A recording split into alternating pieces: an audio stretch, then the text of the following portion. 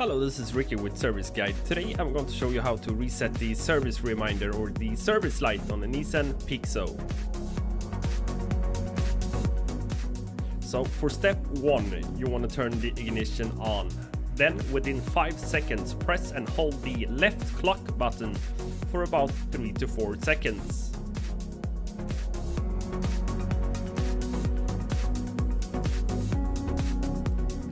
So now we're on step 2. The wrench and service symbol should start to flash after holding the clock button for 3 to 4 seconds. After that, you want to select the mileage until the next service reminder should appear.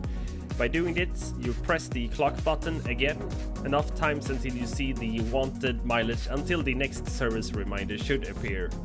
When wanted mileage is in the display, wait for about 5 seconds, then turn the ignition off.